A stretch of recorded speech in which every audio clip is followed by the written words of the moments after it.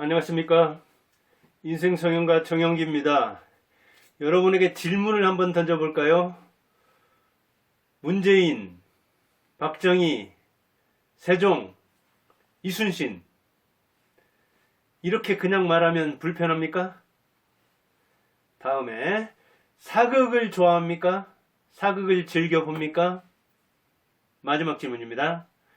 정부 보조금을 어떻게든지 받으려고 합니까? 비록 편법일지라도 정부 돈은 먼저 보는 게 임자니까 어떻게든 정부 돈을 타내려고 합니까? 예, 이 세 질문에 전부 다 예 하면 노예 근성이 많은 겁니다. 셋 다 아니요.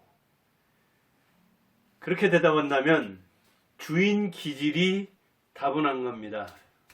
오늘은 그래서 노예 근성이 있느냐, 이것을 주인의식으로 어떻게 바꿀 것인가, 그런 문제를 생각해 보겠습니다. 우리는 노예가 아닙니다. 물론 1894년 갑오경장이 시행되면서 노예는 해방됐습니다. 그 이전 한때에는 노비가 양반이나 양민보다 더 많을 때도 있었습니다. 그런데 이제 영조 때 공노비 해방한다든가 그때는 노비도 많이 줄어들었고, 그리고 영조 넘어 정조 죽었을 때가 1800년이잖아요. 그러니까 19세기 막 시작할 때죠. 220년 전 이야기입니다.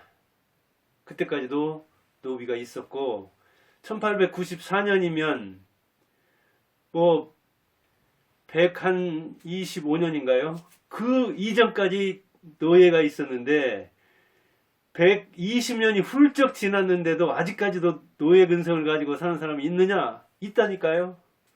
아까 말했듯이 문재인이나 박정희, 세종 뒤에 대왕 안 붙이고 이순신 장군을 안 붙이면 불편하다는 것은 그만큼 권위를 인정한다는 이야기고, 그 권위 앞에 자기가 엎드린다는, 무릎을 꿇는다는 이야기입니다. 대등한 겁니다. 문재인과 나, 박정희와 나, 이순신과 나, 이렇게 대등한 관계에서 주인이 나고 또 상대도 주인이다. 주인 대 주인이 만나는 것, 그게 불편하지 않아야 내가 주인인 겁니다. 그런데 그냥 누가 이를테면 뭐 면장만 돼도, 교장만 돼도, 과장만 돼도, 그리고 이 보이스피싱 하는 친구들이 여기 검사실인데 어쩌면서 전화로 청와대 들먹이고 검사만 들먹여도 그냥 껌뻑 간이 절렁 내려앉는, 역시 심리적으로 노예 상태라는 겁니다. 몸은 자유롭지만 벌써 노예는 해방이 됐지만 마음은 아직도 노예 근성을 지니고 있어서 그런 전직에도 눌리는, 주눅이 드는, 열등감과 패배감에 젖는 그런 사람이란 이야기죠. 사극은 뭐가 문제인데요? 사극은 신분, 계급이 매우 중시되던 조선시대가 거의 다 배경이죠. 그런데 거기에서는 유교적 세계관이 나옵니다. 상명하복, 그리고 관존민비, 남존여비, 성공무사, 멸사봉공, 다 되게 들어본 이야기죠. 관이 높고, 백성은 낮고, 남자가 높고, 여자는 낮고, 그리고 공적인 것, 집단적인 것이 먼저고, 사적인 것, 나, 개인은 그것을 위해서 멸사봉공은 죽여서라도 공을 받들어야 된다는 이야기죠.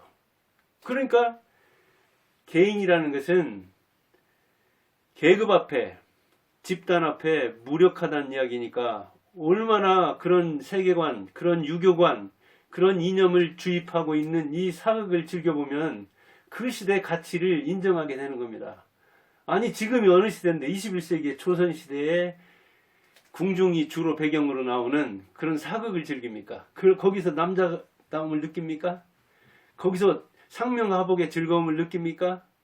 그렇다 하더라도 이거는 과거지향적인, 과거를 이야기하기 때문에도 안 좋은 겁니다. 지금이 뭐 봉건시대도 아닌데, 신문사회도 아닌데, 그 시대에 들어가서 그것을 즐긴다는 것은, 가부장적인 남자는 또 여자도 거기에서 어떤 카타르시스를 느낀다는 것은, 정화의식을 느낀다는 것은 그만큼 유교적 충효를 과거에까지 돌아가서 그런 향수를 느낀다는 것이니까, 그런 노스텔지어, 그런 향수는 바로 내가 그런 가치관에 공감한다는 이야기죠. 이건 아주 잘못된 거죠. 근데 우리나라 사극은 주로 역사니까 지나간 과거를 중심으로 하면서 무엇을 죽이느냐? 현재를 죽이고, 더욱더 나쁜 것은 미래를 죽이는 거죠.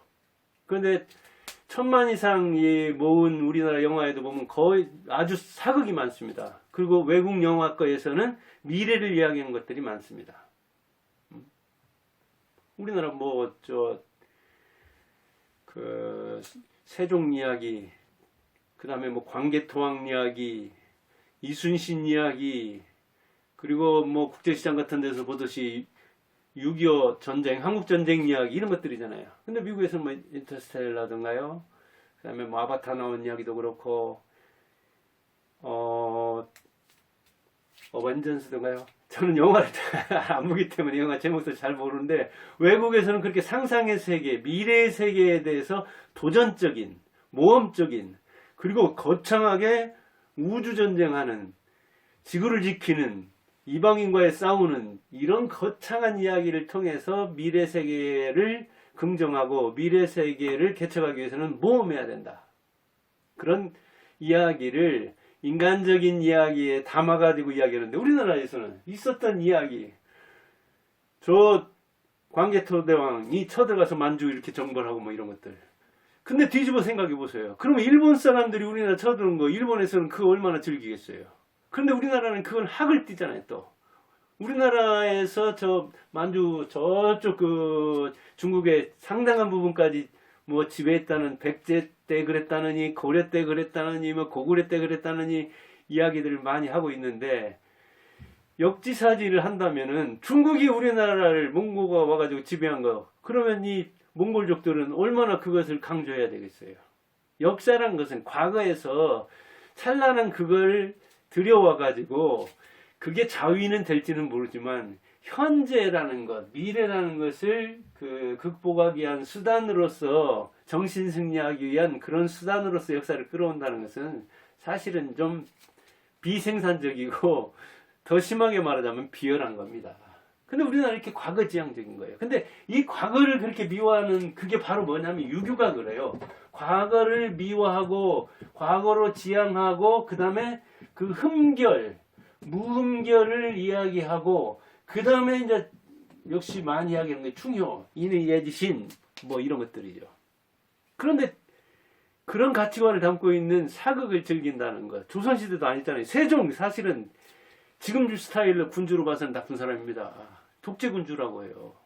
조선시대 가치관에 맞게 부합되게 통치를 한 거죠. 얼마나 살벌했는데, 3인정책, 저쪽으로 옮겨가게 하는 3인정책 같은 거 펼 때는 북방으로 살벌하게 원칙에 따져서 했습니다. 이를테면 그거 안 하려고 일부러 손을 끄는 사람이 있다 하더라도 원칙에 따라서 북쪽으로 이주해서 살게 했다고 해요. 그 기준에 정확하게 해석을 해가지고요. 인정사정 없었다는 이야기죠. 그러니까 뒤에 태종이라는 살벌한 아버지를 얻고 자기도 원칙주의자였다고요. 독재자였다고요. 온건한 독재자라고 할까요? 그래도 그 조선시대 임금 중에서는.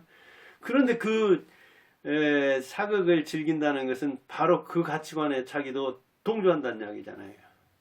그리고 현재 패배의식, 명성황후는 일본한테 힘없어가지고 죽은 거예요. 그 사람들이 무슨 낭인이든 우리나라 사람을 세웠든 어쨌든 얼마나 우리나라가 힘이 약했으면 무슨 고종 황제라고 해가지고 황제로 칭하고 말한다고 해서 우리나라가 중국한테, 일본한테 안 당했습니까? 결국은 힘이 약해서 당한 거잖아요. 이름이야 무슨 말을 못 붙여요. 하늘의 왕자라고도 하고 하늘의 황제라고도 할 수 있겠죠. 그런다고 국제관계에서, 국제정치에서 봐줍니까? 이름으로 땅땅거리고 말로 싸우는 게 아니잖아요. 발로 싸우는 것이지. 그래서 이를테면 사극을 즐기면서 그 과거에서 위안을 느낀다는 것은 결국 현재가 초라하다는 이야기거든요. 그래서 제가 그런 사람, 그 사극을 즐기면서 위안을 받는 사람, 노예근성이 있다고 하는 겁니다. 제 진단입니다, 이거는. 그리고 정부 보조금을 바란다는 건 뭐예요? 어떻게든지 그 군사부 일체를 이루고 있는 이 정부에 기대서, 의존해서, 어떻게라도 빼내서 내가 편안하게 살고자 한다는 이야기잖아요. 그러면 정부는 어때요, 결국은? 약골이 되는 것이고, 의존한다는 것은 역시 이게 노예의 기질이에요. 노예가 뭡니까? 자율성이 없는 거잖아요. 그리고 의존하는 거잖아요. 그리고 한계를 설정한, 나는 올라갈 수 없어. 난 안 돼. 나는 양반이 될 수 없어. 양민이 될 수 없어. 난 노예야. 송충이니까 솔잎을 먹어야 돼. 하고 한계를 정하는 거잖아요. 그러니까 모험은 할 수 없는 거죠. 만적처럼 왕우장성에 씨가 있느냐 하면서 저 중국에서 외쳤던 그 이야기를 우리나라에서 고려시대 때 하면서 이 노예들이 반란을 일으킨 적도 있지만, 물론 조선시대에도 이제 노예들이 뭐 이렇게 반란에 동조하고 그런 경우는 있지만, 조선시대는 신분질서가 철두했기 때문에 고려시대에 불교에 입각한 상당히 그 보편적 좀 대등한, 불교에서는 그렇게 보는 거잖아요. 물건마저도, 사물마저도, 동물마저도 다 이렇게 인간과 대등하다고 볼 정도인데요. 그러자 조선시대에서는 인물성 동일론을 해가지고 인간과 사물이나 동물이 이게 이제 성질이 같느냐 어쩌냐 하는 걸 가지고 따지고 뭐 그럽니다. 이제 유교에서 이 유학자들이 따지는 건데, 이런 것이 되게 노예의 속성인데, 그런 속성을 지니다 보니까 이렇게 정부에 의존하는 측면이 많죠. 그리고 자기 책임은 벗으려고 하는 거죠. 이게 노예가 그런 거잖아요. 주인이 시키는 대로 이게 한 거예요. 주인이 허락하는 대로 하고 안 하라고 하면은 그냥 안 하는 거죠. 아무것도 해. 그냥 권위에 복종하고. 기타 뭐 돈에 복종한다든가, 또 집에 목숨을 건다든가, 로또 역시 운명이죠. 그 다음 이름, 이름 석자가 운명을 바꾼다. 운명 철학관에서 그렇게 말하죠. 그러지 않죠. 그런데 이름을 바꾸는 사람이 매우 그 개명 절차가 좀 쉬워졌는데, 무려 한 15만 명 안팎이 그 이후로 이렇게 이름을 바꾼다고 하더라고요. 물론 이제 이름에 뭐 문제가 있다든가, 아니면 이름 때문에 놀림을 당한다든가, 아니면 이름이 너무 이렇게 그 부모님이 져줬는데 자기가 생각할 때 촌스러워서 누구한테 그런 이름을 이렇게 거명당하면 그 자체가 기분이 나쁘다든가, 그것 때문에 자기 기가 꺾인다든가, 그럼 바꿀 수 있죠. 그런데 마치 그 이름의 신비한, 물론 이름도 여러 기능이 있습니다. 이따가 기회가 되면 그런 얘기를 할 수도 있겠지만, 또 풍수 같은 거, 풍수라는 건 뭐예요?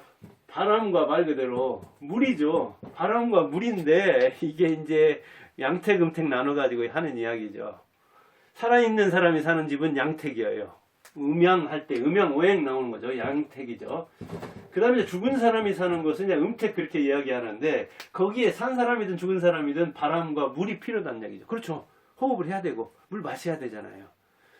그런데 이걸 잘 쓰면 뭐 후세들이 어쩐다 그러잖아요. 그런데 저는 이거 풍수 믿는 사람들한테 하고 싶어요. 좀 얘기. 저도 이제 남양근묘랑 하고 명당짜리라는 거 뭐 가보기도 하고 그럽니다. 제가 이제 답사 같은 거 할 때. 그러면 대원군이 그 묘 쓰고 거기에서 후손이 둘이 임금이 나올 것이다. 대원군한테 자기 아버지 묘, 남양군 뭐 충청도가 있던가요? 그리고 옮겨가지고 이장해서 실제로 그랬죠. 그러면 그런 자리 찾아가지 말고, 누구 재벌 자리라든가 누구 뭐 저 대통령 된 그 자리 찾아가지 말고, 어떤 묘자리 보고 이 후손이 나온다, 그 예언 좀 했으면 좋겠어요. 그런 예언하는 건 제가 보들 못했어요. 누가 된 다음에 후건적으로 뒤에 쫓아다니는 사람들은 많이 봤어도 그거는 짜맞추기죠. 그런 예언 좀 해보시면 좋겠어요. 30년 뒤에 이 묘 후손 중에 누구 나온다. 근데 그런 얘기하는 사람 없더라고요. 그러니까 이 풍수라는 것도 옛날 사람들이 믿었던 건 뭐 사실이에요. 계룡산, 정감록, 저도 정씨니까. 그러면 정감록이냐, 왜 하필이면 고려 그 충성을 다하겠다는 정몽이죠. 조선의 기틀 세운 정도전, 그런데 죽었죠. 이방한테 죽었던가요? 그 다음에 이제 정인지라든가 이 정씨들이 고려에 반발하고 조선에서도 이제 왕권에 반발해서 어떤 신하의 권리를 세우려고 했던 정도전. 그 다음에 이제 오히려 그러기보다는 여러 임금을 섬겼다는 정인지는 이제 우리 하동장 씨의 그래가지고 그런 거에 대해서 아버지는 그게 뭐 변절이다 그런 거에 대해서 아주 이렇게 하는데 이제 유연하게 하여간 대응을 했다는 이야기죠. 그런 차원에서 이제 정감록이 뭐 이렇게 나왔다고 그렇게 해석하는 사람들이 많고 그러는데 어떤 그런 그 참요설 이것저것이 다 뭘 믿고서 어떻게 하려고 하는 그런 차원이죠. 그 밖에 뭐 종교에 너무 광신적으로 빠진다든가 이념, 지금 이 운동권들에 대해서 운동권들의 정치 건달 그런 이야기를 하잖아요. 왜? 아직도 그 마르크스주의에 빠져가지고 그 이념의 노예가 돼가지고 정치가 뭔지도 모르면서 그냥 이 구상유치 입에서 젖비린내 나는 친구들이 그 이념 하나 붙들고서 그 이념의 노예가 돼가지고 권력을 쥐니까 완장찬 사람처럼 이렇게 설친다 이제 그런 평가를 하는 사람도 있고 그러죠. 그래요. 어떤 이념에 쪄들어서 그 이념을 마치 그냥 그 신앙처럼 받드는 그리고 다른 이념에 대해서는 알지도 못하면서 그다음 중국에 대해서 이렇게 사대주의적인 속성을 또 이 사극을 보는 사람이 갖게 되는 측면도 있고 그러죠. 그거 역시 마찬가지죠. 지금 이 중국과 일본과 미국 사이에서 강대국 사이에서 외교하는 걸 보면 그렇게 그 사극이라든가 그리고 그 어떤 이념 의존적인 또 그런 측면도 볼 수가 있고 그러죠. 그러니까 우리가 이 직위를 중시하는 호칭 중시하는 그래가지고 이 상하 질서에 나는 밑에 사람이다. 그러면 위는 높이고 이게 좀비법이잖아요. 그다음 자기는 낮추는 그런 기질. 그다음 사극을 보면서 그 사극이 담고 있는 이런 세계관을 그대로 이렇게 흡수하는. 그다음에 정부에 의존해 가지고 살려고 하는. 그러면서 납작 엎드리고 그리고 그게 마치 자율의지를 가진 독립의지를 가진 자기가 아니어도 뭐 편하게 살면 되는 거 아니냐. 그리고 남들도 다 그렇게 하는데 실제로 저도 이거 밥 먹을 때도 보면은 또 어디 상가집이나 이런 데 가서 이렇게 보면은 그런 데서도 이 정부 돈을 이렇게 뭐 사업하는 사람은 사업하는 사람대로 노인들은 노인들대로 어떻게 참 유치원 다니는 애를 둔 그때도 저도 뭐 어린이집 뭐 동생도 있고 그런 하는 사람들 보면은 이 서류상으로 어떻게 해가지고 그걸 타먹으려고 하는 것이라든가 참 그래요. 돈 앞에 양반이 없어서 그런 측면도 있지만 아무튼 그런 그 노예 기질을 가진 사람들이 심리적으로 많아요. 이 정상적인 결혼을 한 사람도 심리적 상태를 보면 심리적 이혼 상태가 많다고 하듯이 우리는 자기는 주인으로 산다고 하지만 사실은 심리적 노예 근성을 가지고 사는 사람들이 많습니다. 저도 안 그런가 많이 반성합니다. 이를테면 아까 정부 의존 문제를 가지고도 어쩔 수 없이 지금 노인 세대처럼 자기 노후를 전혀 준비 못한 사람들이 정부에서 받는 이 보조금 이전 소득 이걸 타는 건 어쩔 수 없지만 우리 세대 58년 개띠들인데 계속 봐주기만 하면 한데 저도 이제 물론 저는 정부에 의존 않고 이제 한 사람한테 의존하는 측면이 있는데 명예퇴직해 가지고 공무원연금 이렇게 나오는데 공무원연금 저는 공무원 부인하고 같이 살려면 사실은 공무원연금 많다고 생각합니다. 이 정부에 되도록이면 의존 안 하고 그리고 본전 인생이라도 하는 그런 그 삶을 이스라엘 유대인들처럼 그런 인생을 향유하면 진짜 가난한 사람한테 그게 갈 수가 있는 거잖아요. 그런데 괜찮게 살면서 이 정부권 뭐 누구든지 먼저 보는 게 임자 아니냐. 정부 돈 당신이 냈냐. 사실은 부자들이 낸 거잖아요. 그런 의식을 가질 만큼 이 뭐랄까요 정부에서 이제 제대로 관리를 못하는 그런 점, 그 다음에 이 부패 완판이라고 하던가요? 부패가 너무 만연한 그러다 보니까 누구도 그런 데 대한 어떤 죄의식 그런 걸 갖지 않는 그런 것들도 문제이긴 하지만 무엇보다도 우리는 노예기지를 사실은 집과 그리고 학교와 군대, 직장 이런 데서 이 상하 질서에 입각해서 정말 복종하는 그런 걸 배웠습니다. 그래서 이 코로나19에도 이 동남아, 특히 이 한국은 일본이나 중국보다 더 잘 복종하는 측면이 있거든요, 나라에. 물론 이제 일본은 또 천황부터 시작해가지고 이 무의 기질이 있어서 우리 문의 기질이 있는 또 한국하고는 또 다른 측면이 있지만, 아무튼 그 지연이나 학연이나 혈연이나 이런 것에 또 노예가 된 그런 사람도 있습니다. 요즘 보는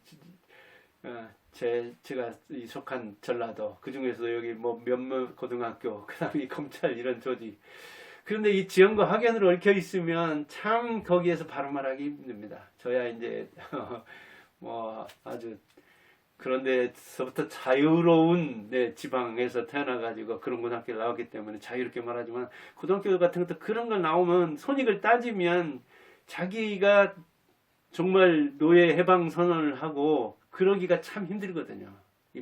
봐야 되고 그 이익을 보는 측면도 있으니까, 그 굴레에 있으면 지연과 학연. 그러니까 좋은 고등학교를 나오는 게 어찌 보면 노예의 삶을 사는 것이기도 합니다. 저는 참 그런 사람들이 제 나이 먹도록까지 60대 되도록 뭐 지금도 부인들하고 이렇게 동반해가지고 어디 가보이는 걸 보면 거기서 어떻게 자기 그 선배에 대해서 소신껏 발언하겠습니까? 참 노예라는 생각이 들 때도 있고 그럽니다. 저도 물론 그런 학교 나왔으면 그렇게 노예가 됐을 텐데, 다행히 안 좋은 고등학교를 나와가지고 지난해서 초중고 쭉 나와가지고 자유롭죠. 그러니까 이 인생 성형가로서 자유롭게 이야기하는 겁니다. 문재인 세종이 살아온다 하더라도 뭐 끌릴 게 뭐가 있습니까? 이순신 자유롭게 이 맞장을 이렇게 놓고 이야기할 수 있는 거 아니겠습니까? 그게 대등한 게 바로 주인입니다. 여러분도 그러기를 바라고, 주인은 자기 인생을 짊어지고 자유롭게 자기 길을 가는 겁니다. 그리고 대통령이나 재벌 앞에서도 당당하게 현재와 미래를 이야기하면서 대등하게 대화할 수 있는 것입니다. 그리고 현실을 직시하니까 과거에 매이지 않고 미래를 바라보면서 갑니다. 현재 똑바로 보는 그 상황에서, 그리고 정부에 되도록 의존하지 않고 흑자 인생을 살아서 내가 떠난 다음에 내가 오기 전보다 더 세상이 조금이라도 멋지게 되는, 그 어떤 시인이 얘기했던가요? 그런 것처럼 그렇게 살려고 합니다. 여러분도 그렇게 주인의식을 가지고 자기 인생의 주인은 나다, 내 인생은 내가 태우고 내 택배 내가 배달한다, 그런 사람이 되기 바라면서 심리적 노예 상태에서 벗어나기를 바라면서 이 방송을 합니다. 경청해 주셔서 감사합니다.